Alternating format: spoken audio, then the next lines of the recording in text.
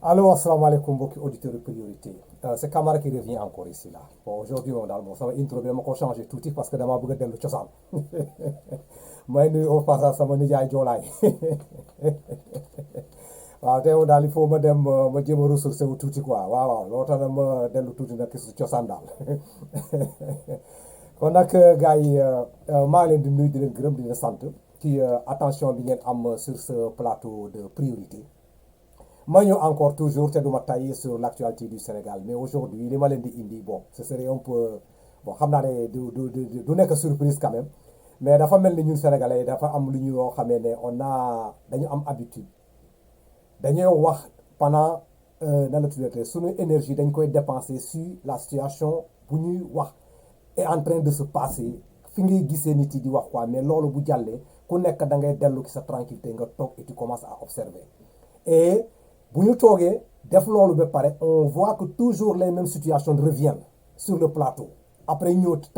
encore ñu toog mel ni le Sénégal c'est un peuple de palabres quoi parole rek wax rek trop de parole pas de réalisation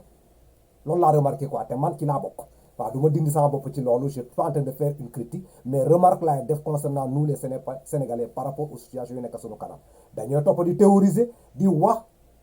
trop de parole pas de réalisation loolu doom moo fi nekk. boo gisee ma bëgg a indi le truc là quoi comment on l'appelle encore là le sujet d'actualité là c'est parce que si je me souviens encore là 15 août année dernière amoon na benn événement bu amoon au niveau du Sénégal là si vous vous souvenez moom mooy lan inondation bi mu taxawoon au Sénégal tous les plateaux médiatiques là foo toog rek critique façon bu nekk teg nañ ko fi gouvernement teg nañ ko fi opposition ku ci nekk fi camp bi nga bokk toog nga défendre cette cause là di expliquer que ne lii warut a nekk ou bien su fekkente lii war na nekk c'est quelque chose boo xamee ne c'est général dans la sous-région certains cherchent à défendre cette inondation là la population ni mu ko dundee d'autres trouvent que ce sont des carences là yoo xam ne ñu accumulé fi mu indi fii trop de théories trop de paroles ci jamono boobu mais la question que je pose aux Sénégalais après toutes ces paroles là yoo xam ne dafa taxaw qu'est-ce qui a été fait au niveau du Sénégal par rapport à cette inondation-là? Su fekkente y a quelqu'un qui peut me donner des trucs là quoi, des explications par rapport à ça, vraiment je suis prêt pour écouter. Au Sénégal, on a vécu l'année dernière une situation catastrophique boo xamee ne am nañu fi ay pertes humaines. Il y avait des centaines de milliers de sinistrés. Mu am des milliers de terres cultivables yoo xamee ne inondées. On a eu des bétails là yoo xam ne dañ leen perte ci inondation boobu président Macky Sall ci boppam dafa décider mu demander à son ministre là pour mu réveiller ce plan Orsec là boo xam ne plan de secours la organisation de secours là pour essayer de venir en aide aux sinistrés. Ousmane Sonko de son côté a posé les failles qui se trouvent dans la gestion de ce truc là quoi, de cette inondation là quoi. Les milliards qui ont été déboursés dans ce secteur-là, après ñu toog ñu ne après l'évaluation, on est convaincu que duñu vivre inondation encore ñoo di vivre des inondations encore au Sénégal. Les explications qui ont été données pour les gens qui se trouvent au pouvoir là, dañu ne c'est li wàcc au niveau du truc là quoi qui année boobu, on peut considérer ça comme étant une calamité naturelle boo xamee ne kooku c'est un peu partout dans la sous-région. On peut admettre boo demee au niveau du Niger nga dem au niveau du Burkina Faso nga dem au niveau du Nigeria nga dem au niveau du Mali on trouve que ces secteurs-là ont été inondés. Mais est-ce que loolu ça peut être une raison boo xam ne dañoo toog toujours que ne inondation bu ñëwee nag mu mën a affecter la population sur à cette nature-là quoi. Voilà maintenant que ñuy gis au niveau des trucs là quoi, des médias là, les premières pluies là qui tombent au niveau de Dakar, on me dit que inondation taxaw na. Am na yu ma ci relevé dans le truc là, les trucs là, les titres là yi ngay gis dans les trucs là quoi, ma lire leen ngeen dëkk. Une première pluie qui crée une inondation sur les 2 fronts de terre. Beneen bi ne première pluie à Dakar, les chantiers de la BRT inondés. Première pluie à Dakar, Ouest fait face à une inondation après quelques gouttes. Cette fois-ci, nous ne sommes pas dans cette calamité naturelle boo xam ne mën nañ ko yóbbu dans toute la sous-région. Ce sont les débuts de pluie là qui viennent là et qu'on dit que Dakar est inondé. Quel a été l'effort qui a été consenti après la situation de l'année dernière pour prévenir cette situation-là, pour aujourd'hui bu ñu eggee foofu fu ñu eggee fii ñu bañ a am ces mêmes problèmes-là foofu la sama question nekk. Quelle a été l'évaluation de tous ces efforts consentis-là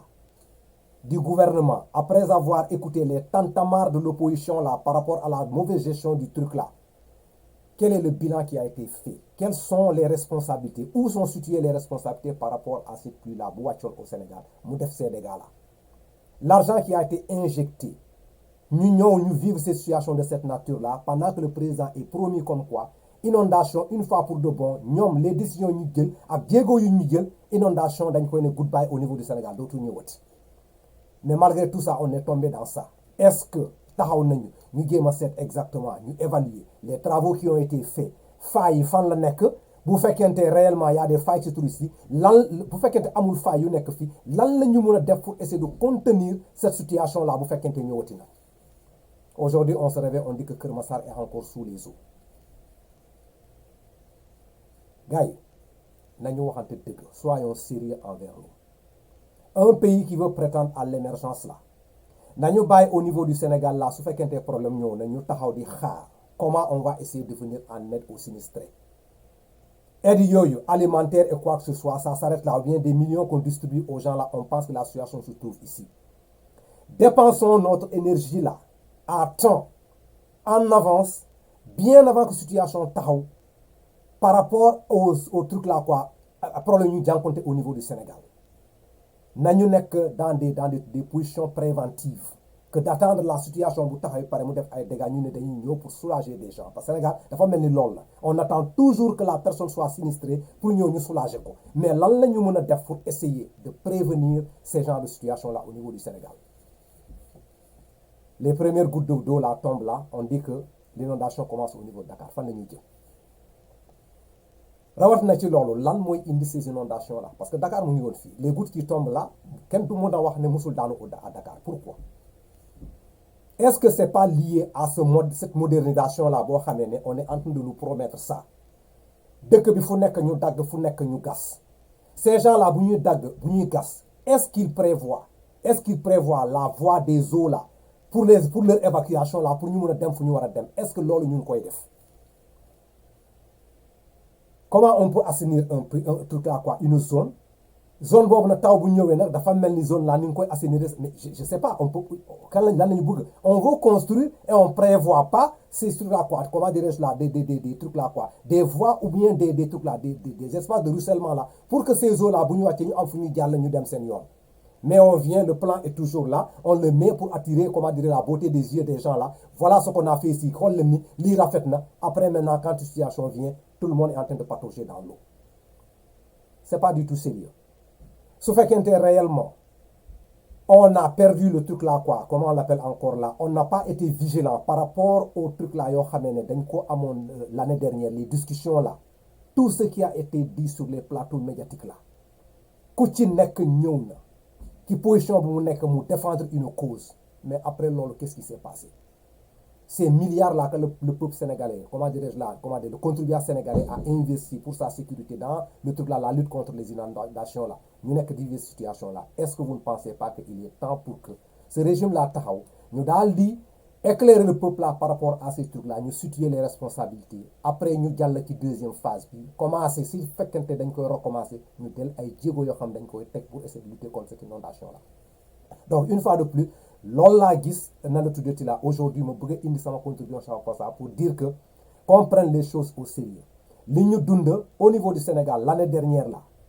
bëgguñu ñu répéter waat encore les premières pluies sont en train de tomber. Qu'est-ce que le gouvernement est en train de dire par rapport à ça? Qu'est-ce que la population est en train de dire par rapport à ça? Maintenant, il faut laisser qu'il y ait des sinistrés. Il faut laisser que les gens commencent à mourir. Les bétails commencent à mourir. Les zones cultivables commencent à être occupées par les eaux. On ne peut rien faire après nous commencer du jour. Oui, il faut crier l'aide là. Et le gouvernement vient comme un sapeur-pompier là pour essayer de dire la caral ma yónni kii de trucs là ay saaku keeb ay xaalis bu ñu leen jox pourquoi?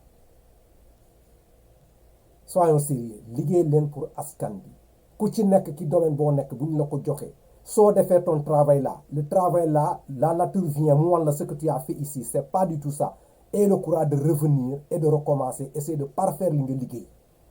mais nag on n'est pas dans ces luxes là on se tait la situation là depuis mu jàllee l'année dernière on a tourné de débat maintenant nous sommes dans les débats politiques là yoo xam ne mu ngi yóbbu foo dans des situations xam on oublie l'essentiel maintenant on est rattrapé par nos comportements là on va venir encore dans ces plateaux médiatiques là pour essayer de théoriser essayer de blâmer qui que ce soit fait que la responsabilité incombe à tous les Sénégalais nous sommes tous responsables par rapport à la situation parce que bu fekkente wax jot na ñu commencé di ko wax après mu jàll par ñu noppi ñu seetaan mu ñëwte ñu boote waat encore nous avons des problèmes entre nous avons des problèmes en tant que Sénégalais par rapport à la gestion de ce pays là kon nag gars yi fii naa yem ak yow tey ma leen di gërëm di leen sant lii mooy sama contribution par rapport au truc là quoi à